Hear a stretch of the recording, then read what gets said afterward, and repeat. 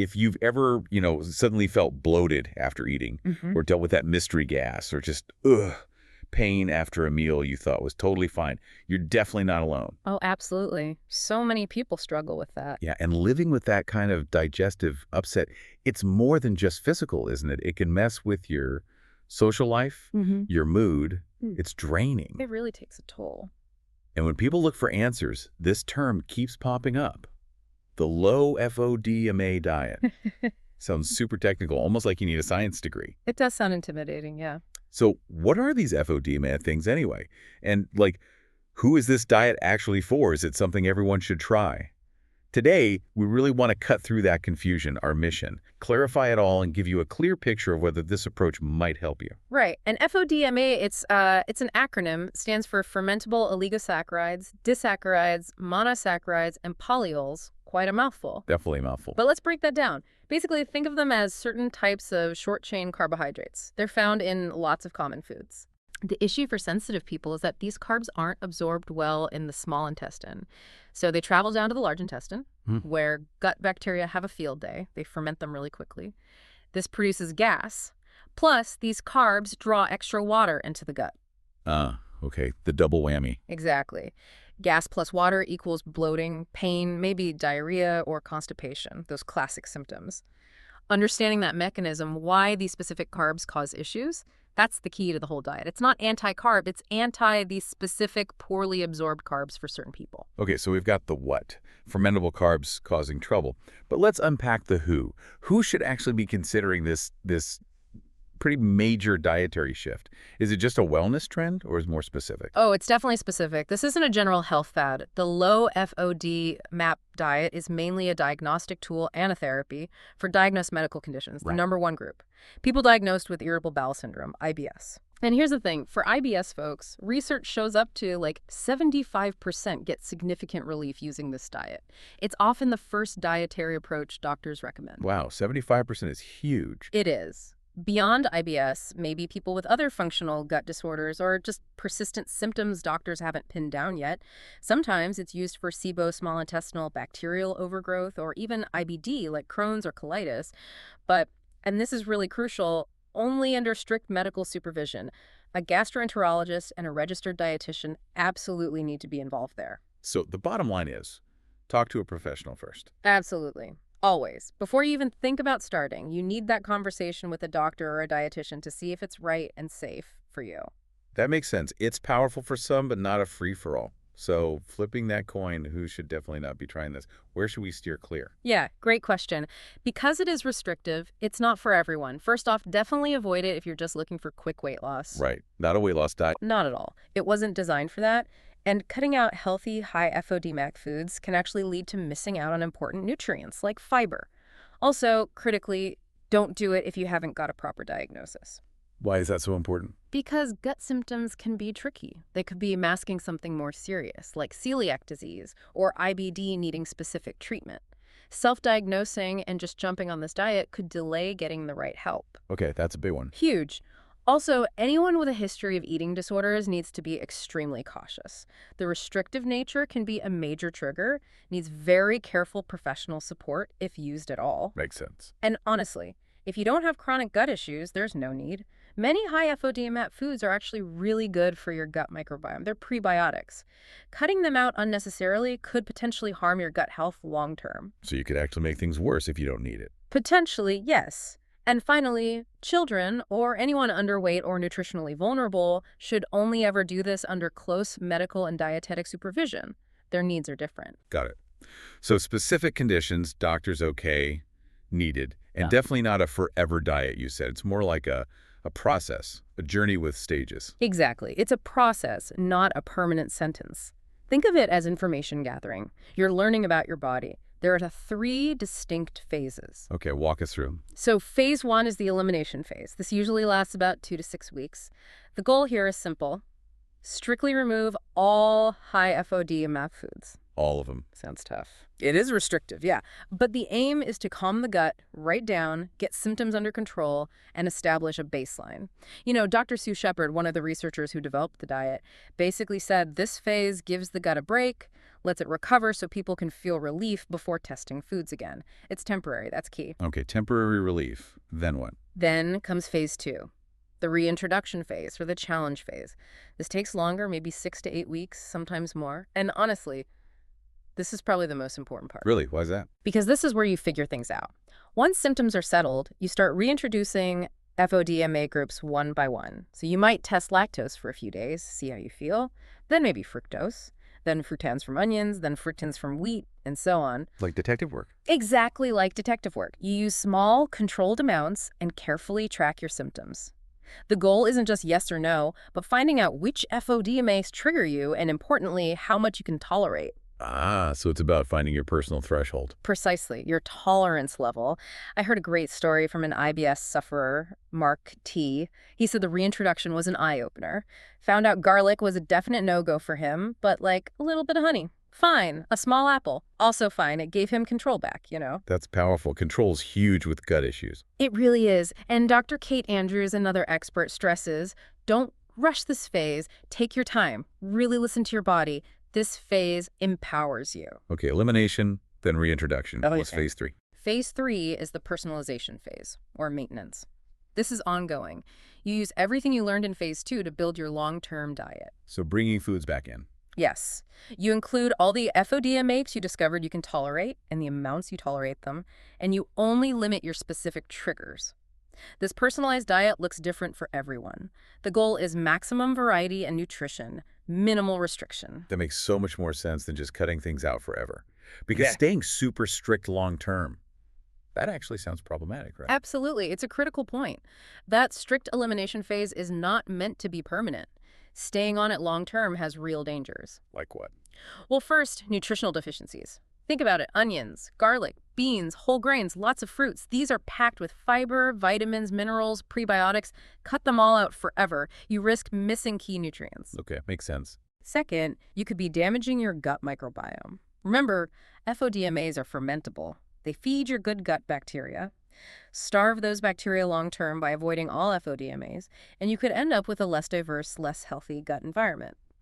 Dr. Anya Sharma, a gastroenterologist, put it well. The goal is to nourish your microbiome with variety, not deplete it. Right, you want to feed the good guys. Exactly. And third, there's the social and psychological burden. Being super restrictive is hard.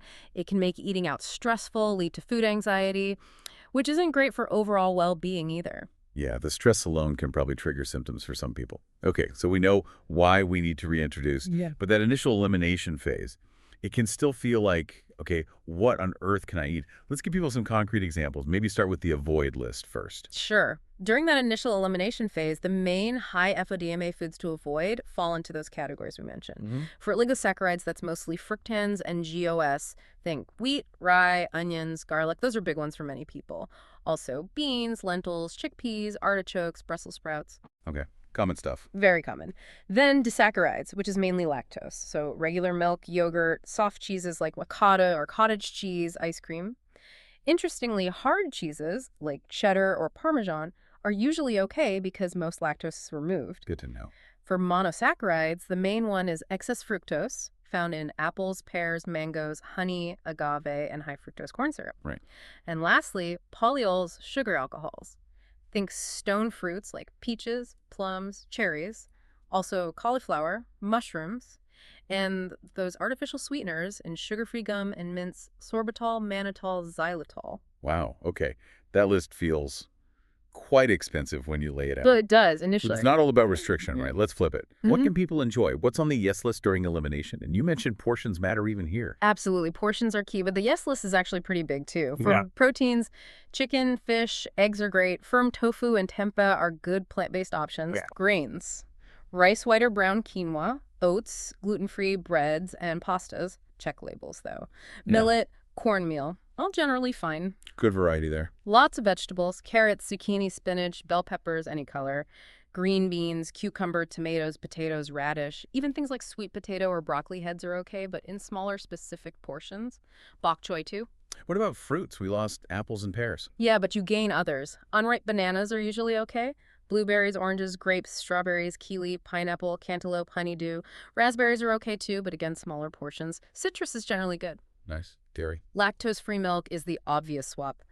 Many plant milks like almond milk are fine, but always check the ingredients for sneaky FODM maybes like inulin. Hard cheeses, as we said. Coconut yogurt can work too. Okay. Fats, Yeah. sweeteners, nuts. Fats like olive oil and butter are fine. For sweeteners, regular table sugar, sucrose, and small amounts of maple syrup are usually tolerated. Nuts and seeds, almonds are okay, but limited, maybe 10 or fewer. Walnuts, pecans, peanuts, pumpkin seeds, chia seeds, sunflower seeds, generally good in moderation. That actually sounds like a decent amount of food. It is. And a quick tip for flavor, especially if you miss garlic and onion. Yes, please. Use garlic-infused or onion-infused olive oil. The problematic FODMAPs, the fructans, are water-soluble, not fat-soluble. So the flavor infuses into the oil, but the FODMAPs don't. You get the taste without the trouble. That is a brilliant tip. It's a lifesaver for many. But seriously, even with these lists, using a reliable resource is crucial. The Monash University FODMAP Diet app is the gold standard. They lab test foods and give specific, safe serving sizes. Because, again, portion size is everything. Right, that portion aspect seems easy to mess up. Which brings us to common mistakes. It sounds like there are pitfalls people should watch out for on this journey. Oh, definitely. Several common traps. The absolute biggest one we keep mentioning, skipping the reintroduction phase. Just staying on elimination forever. Exactly. Which defeats the purpose and leads to those long-term risks we discussed. Another huge one is not watching serving sizes. People see a food is low FODMAP and eat huge amounts, but FODMPs are dose-dependent. Too much of even a safe food can add up. You mentioned stacking earlier. Yeah, stacking. Eating multiple low FODMP foods from the same FODME group in one meal, like having a small serve of broccoli, polyols with some sweet potato, also polyols, and maybe some mushrooms, polyols again. Individually okay, but together might push you over your threshold. Tricky. What else? Assuming gluten-free means low FODMP, that trips a lot of people up. Remember, the issue with wheat is fructans, not gluten.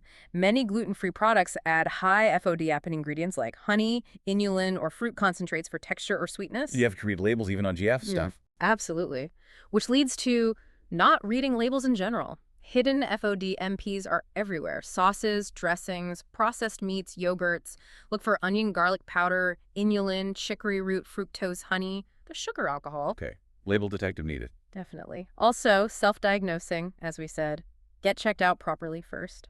And finally, trying to go it alone. It's complex. Doing it DIY can lead to nutritional gaps, frustration, and maybe not even identifying your triggers correctly. It really sounds like having some guidance would make a huge difference. What's the role of, say, a dietitian here? It's strongly, strongly recommended, almost essential, I'd say. Working with a registered dietitian who specializes in GI issues is key. Why are they so crucial? Well, they can confirm if the diet is truly appropriate for you. They help you navigate that tricky elimination phase without missing key nutrients. They guide you expertly through reintroduction, that's huge. And they help you build that personalized, sustainable, long-term plan. They provide that structure and support. Okay, that makes a lot of sense. Now, a question for our plant-based listeners. Yeah. Removing onions, garlic, beans. That sounds incredibly challenging for vegetarians or vegans. Is it even possible? Yes. Absolutely possible, but it definitely requires more careful planning. What are the key strategies? So for protein, focus on firm tofu tempeh. Canned lentils or chickpeas can work, but they must be well rinsed, and only in small Monash-approved serving sizes the FODMPs leach into the canning liquid. Low FODMAP nuts and seeds are vital.